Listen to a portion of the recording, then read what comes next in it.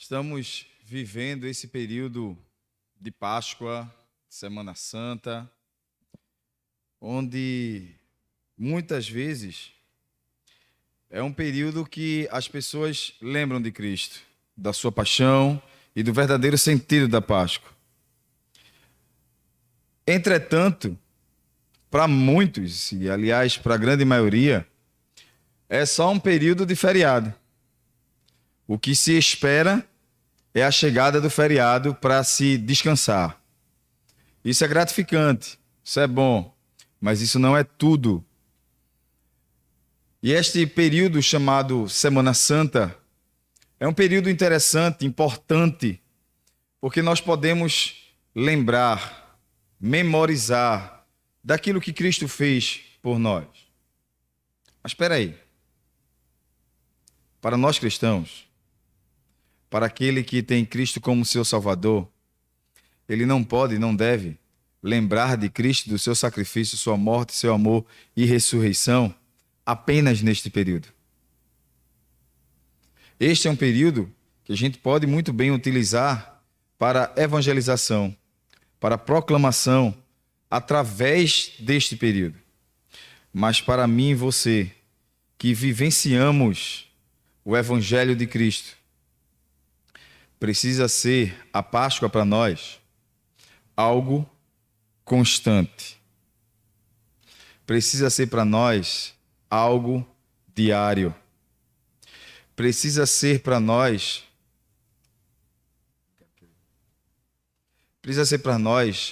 algo da nossa rotina. Cair no nosso dia a dia. Por isso eu tenho a seguinte proposta para estudo nessa noite. Fugindo um pouco do tema dos Salmos, quando o pastor Adalto me convidou para trazer hoje o estudo, ele disse, traga algo que estamos no período da Semana Santa, então traga algo sobre isso. E eu quero propor para essa noite, baseado na carta de Paulo aos Coríntios, no capítulo 11, é um texto que normalmente a gente lembra no período da Santa Ceia, na noite da Santa Ceia, no culto onde nós temos a Santa Ceia. Mas eu quero olhar para o texto bíblico, para aquilo que Paulo aplica para a igreja em Coríntios, para a Santa Ceia, e fazer um paralelo com esse momento que nós vivemos. Fazer um paralelo e um desafio para nós, para vivermos, como diz o slide, uma constante Páscoa. A minha proposta para essa noite é de que nós saiamos daqui entendendo de que os períodos que são dentro do calendário cristão, chamado Páscoa, Natal e tantos outros que são lembrados como algo que Cristo fez por nós, não deva ser uma data apenas no calendário. Para que nesse período a gente lembre, foi a morte de Cristo, foi para nós, a morte de Cristo é todo dia. É importante para nós hoje, porque Cristo vive em nós.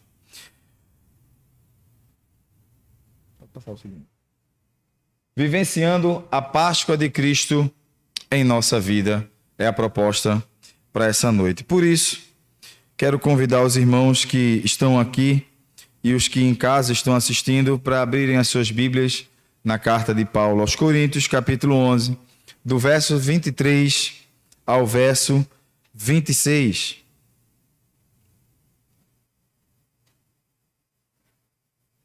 Diz assim o texto sagrado: porque eu recebi do Senhor o que também vos entreguei, que o Senhor Jesus, na noite que foi traído, tomou o pão e, tendo dado graças, o partiu e disse: isto é meu corpo, que é dado por vós. Fazei isto em memória de mim.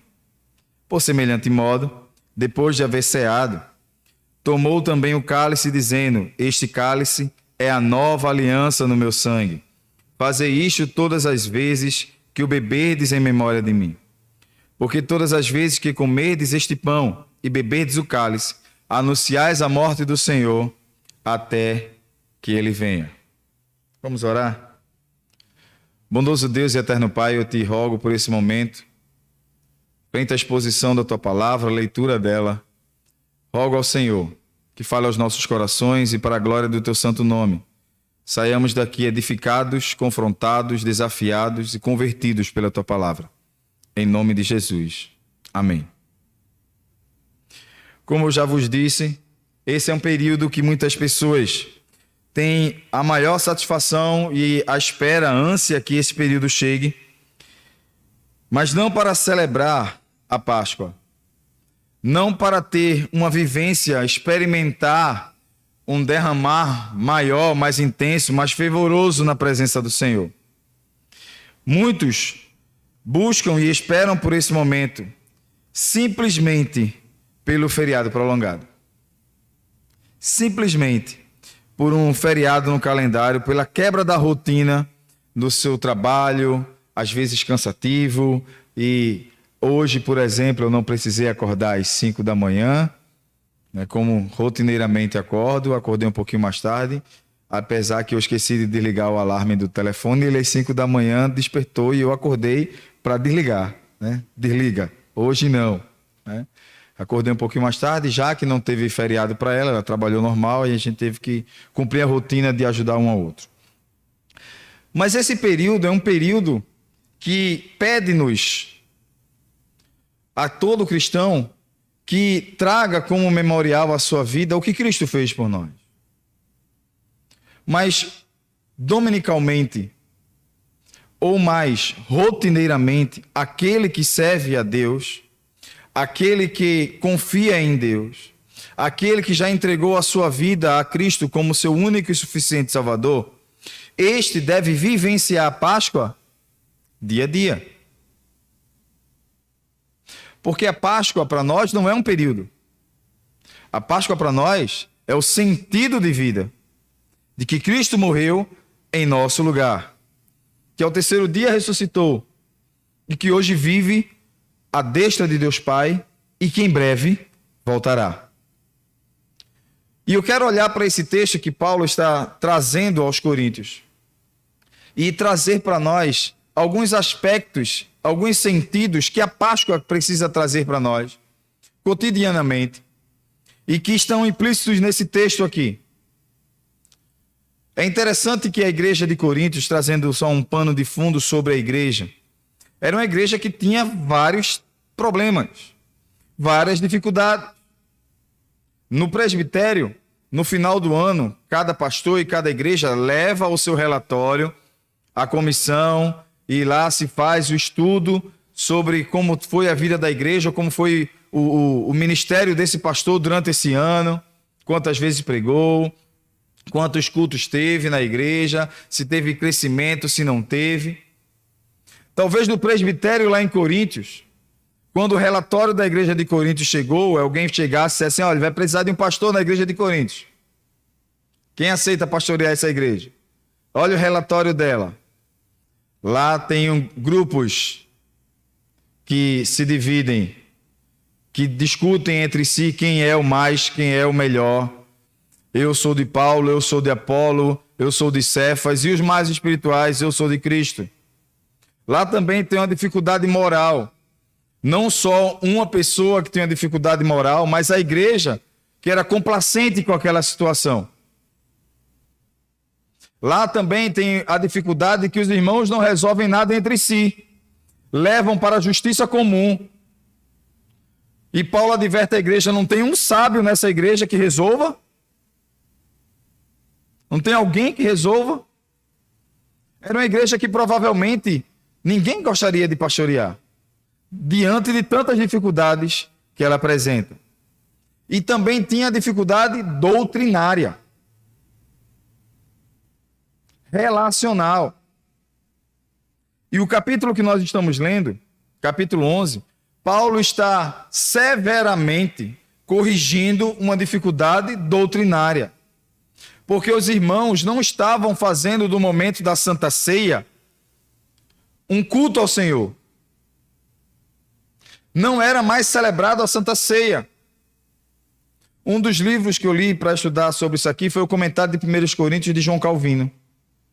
E ele traz a seguinte informação. Ele diz que os irmãos estavam profanando a Santa Ceia a ponto de que aquele momento não poderia ser considerado mais uma Santa Ceia, porque é o que Paulo escreve aqui. De forma muito clara, os versos anteriores, Paulo vai dizer: posso louvar-vos por isso? Por isso não. Porque o que vocês fazem não é a ceia do Senhor.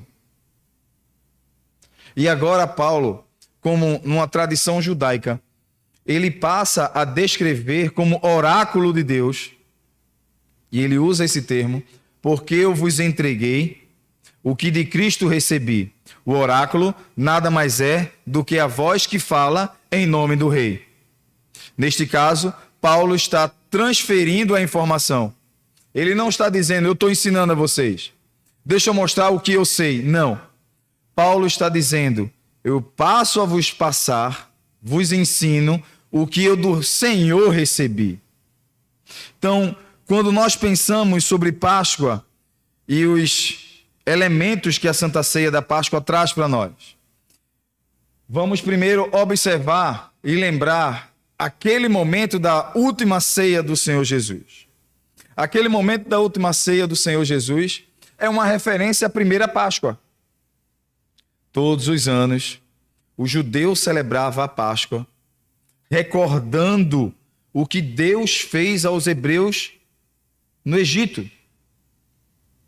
A Páscoa foi instituída pelo próprio Deus no Egito, para que os hebreus celebrassem a libertação da escravidão, saindo de um status de escravidão e morte para um status de libertação e vida, tirando da escravidão do Egito, levando-os para a servidão ao Senhor. Então, quando pensamos sobre a Páscoa, vamos lembrar sobre isso. Essa primeira Páscoa também nos reporta a ideia de que o cordeiro foi sacrificado, o seu sangue aspergido sobre a porta, os umbrais da porta, como uma aliança, como um pacto entre Deus e o povo, para que quando o anjo da morte passasse aquela noite, aqueles que estivessem debaixo dessa porta, desse umbral, dentro desta casa, crendo nessa profecia, estes não teriam seus primogênitos mortos. Logo, a vida estaria debaixo do sangue daquele animal, do cordeiro. Assim também Cristo morre na Páscoa ao seu tempo, representando este cordeiro de Deus. A cruz é a madeira onde o sangue foi aspergido. E a Santa Ceia é o pacto dessa nova aliança. E é sobre isso que eu quero conversar com os irmãos nessa noite. Primeiro, eu quero falar sobre esses 5 elementos que nós vamos ter aqui: a Santa Ceia, a nova aliança, a proclamação,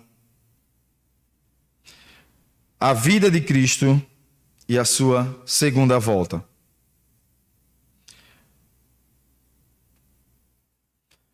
Na Santa Ceia, o apóstolo Paulo repreende a igreja pelo não cumprimento da tradição e instituição da ceia do Senhor. Paulo recorda aos de Coríntios que o próprio Jesus instituiu a celebração de uma ceia com elementos que representam a morte, sua morte vicária, a morte vicária do Mestre. Sendo assim, ela é uma ordenança, um sacramento, ela é comunitária. Entendamos, a Santa Ceia foi instituída pelo próprio Jesus como nova aliança. A ceia já existia. Eles sentavam à mesa e recordavam da primeira Páscoa. Cada elemento que estava ali na mesa eram elementos para recordar. Todos os anos, o judeu sentava à mesa para celebrar a Páscoa. Agora, na última ceia, o Senhor Jesus institui a nova aliança. Agora, na última ceia, o Senhor amplia o sentido desta mesa. Ele pega 2 elementos, o pão e o vinho. E agora ele traz um novo sentido para este pão e para este vinho. O primeiro sentido era de que esse pão precisa ser um pão de ervas amargas, sem fermento, assado às pressas, para lembrar que eles fugiram, saíram com pressa do Egito, não teria tempo para fermentar o pão. Amargo, porque eles iriam passar pelo deserto. Amargo para lembrar da escravidão. E agora Cristo traz essa representação mais profunda, porque o pão representa agora o seu corpo, que de forma amarga sofreu o que nós deveríamos ter sofrido. Sofreu o que nós não aguentaríamos ter sofrido. O que um só sofreu, sofreu por toda a humanidade. O que Cristo sofreu no seu corpo, todas as humilhações, desde quando preso, desde quando algemado, acorrentado, a sua noite em cela, aguardando o julgamento, ali já humilhado, ali já esbofeteado, já sendo escarnecido. Tudo que sofreu, o pão representa este sofrer. O pão representa cada parte do seu corpo que sofreu por mim e por você. João Calvino descreve que este momento, enquanto nós mastigamos o pão, enquanto nós amassamos o pão, no momento da Santa Ceia, é preciso que neste momento recordemos o que Cristo fisicamente sofreu em nosso lugar, que nós não aguentaríamos, que nós não suportaríamos, mas Ele suportou até a cruz. Também seu sangue derramado, com a lança cravada ao lado, o vinagre sendo tomado. Tudo isso por mim e por você. Cristo, então, Paulo lembra à igreja de que foi Jesus que ampliou o sentido da Santa Ceia. Quando ele descreve: eu recebi do Senhor o que eu também vos ensinei.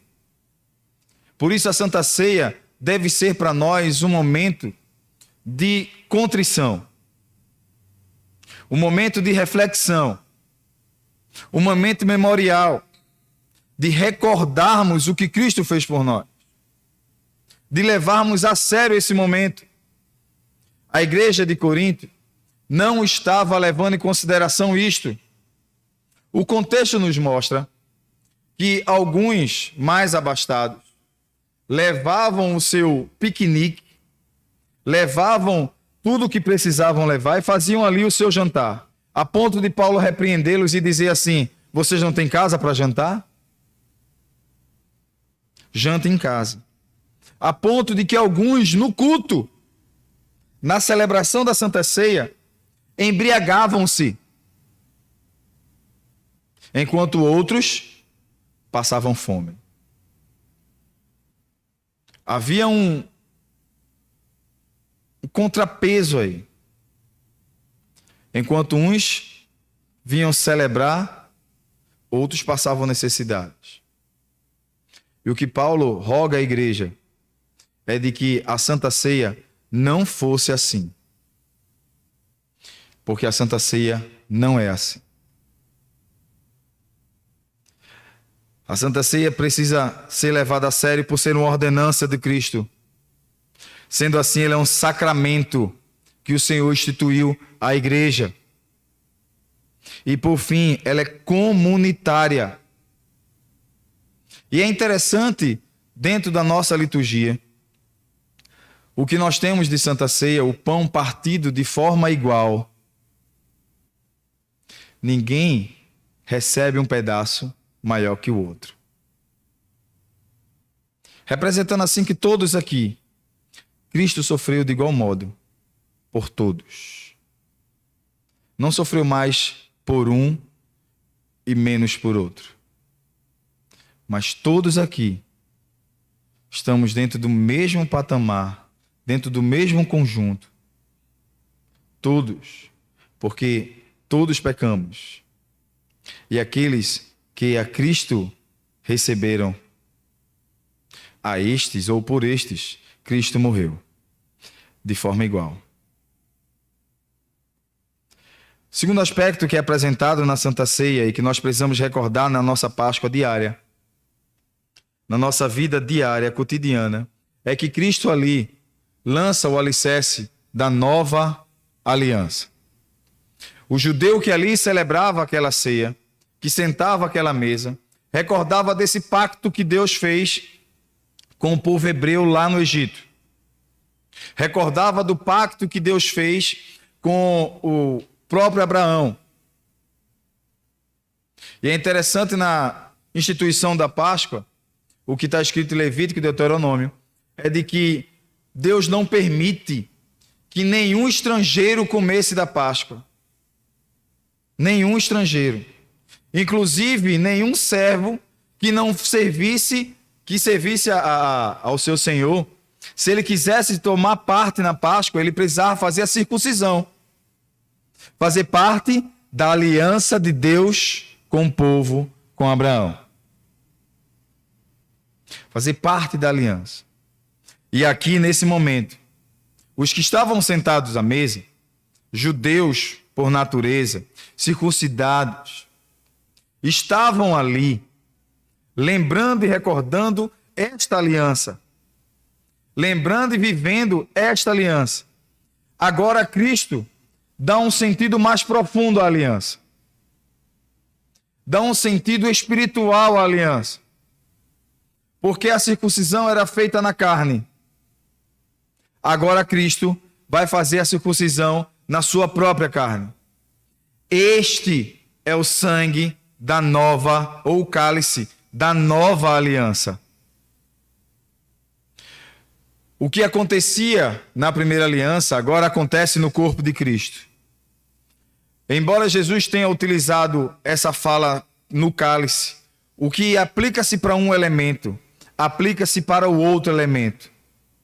Não há como haver uma distinção.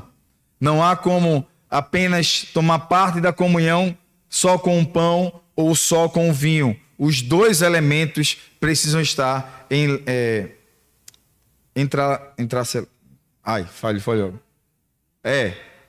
entrelaçados.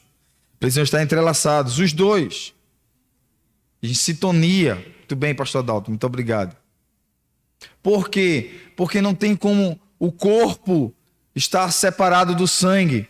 Então, João Calvino, explicando sobre isso, diz o seguinte: assim como Cristo celebrou a Páscoa, instituindo a nova aliança em seu sangue, o que se aplica ao segundo elemento se aplica ao primeiro, o pão.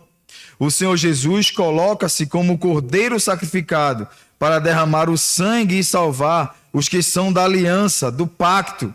Portanto, a Páscoa continua trazendo libertação e vida agora em Cristo. Aqui nesse momento, Cristo institui a nova aliança. E agora ele traz esse sentido mais profundo. Esta nova aliança é no meu sangue. É interessante que Cristo ali não tinha ido ao Calvário ainda. Mas ele está dizendo, em outras palavras, eu vou ao Calvário.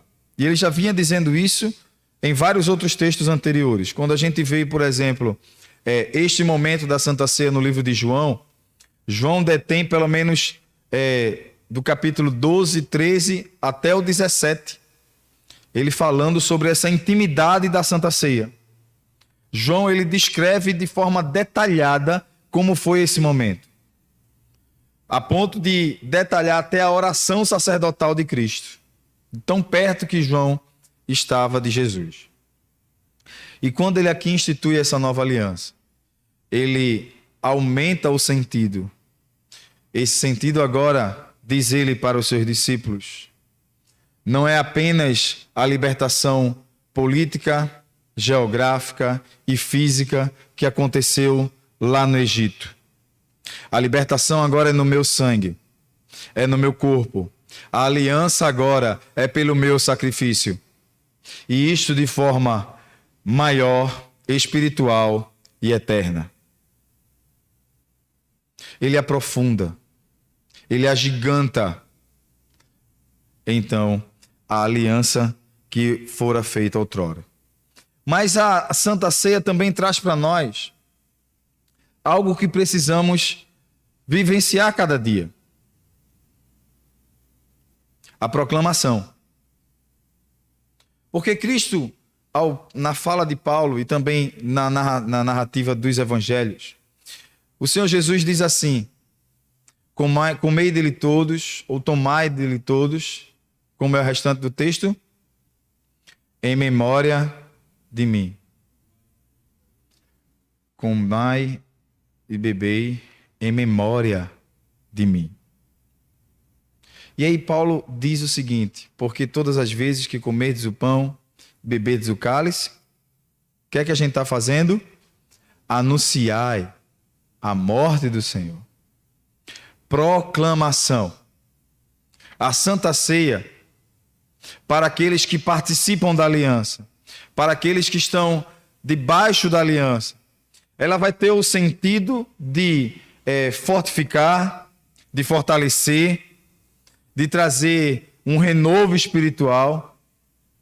Entretanto, para aqueles que estão sentados ao nosso lado, que não fazem parte, que não estão tomando parte ainda da aliança, ela também serve como proclamação, porque através deste símbolo, através dessa cerimônia, dessa celebração, nós estamos dizendo: Cristo morreu no meu lugar. Cristo morreu no seu lugar. Não que o pão, não existe o processo de transubstanciação, onde o pão se transforma em carne. Ali não é a carne de Cristo, mas simboliza, nos lembra como memorial, nos faz olhar para trás e percebermos, lembrarmos o que Cristo fez por nós. Nos faz olhar para o presente e lembrarmos quem somos hoje em Cristo. E já trazendo um spoiler, adiantando o que vem no próximos slides, nos faz olhar para frente, lembrar que Ele voltará. Nos 3 tempos verbais, a Santa Ceia nos faz recordar o que Cristo fez por nós. Nos faz olhar para a nossa vida hoje, refletirmos quem somos ou como estamos diante de Deus, mas também nos leva para o futuro. Lembrar que, como Ele mesmo disse, não tomarei mais desse cálice, até que eu tome de novo com vocês no reino do meu Pai.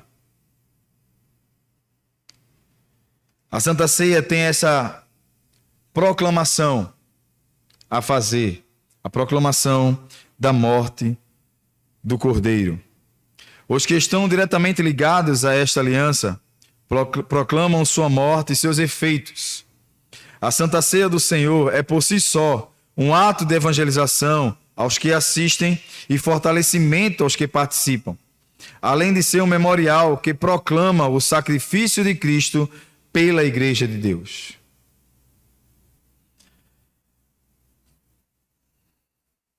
Um outro que eu já falei aqui, já dei um adiante, é a ideia de que Ele vive. Veja o que João Calvino traz de forma muito interessante. No termo, quando o próprio Jesus, ou Paulo vai descrever, até que Ele venha, está implícito 2 coisas aí. Primeiro, só vem quem está vivo.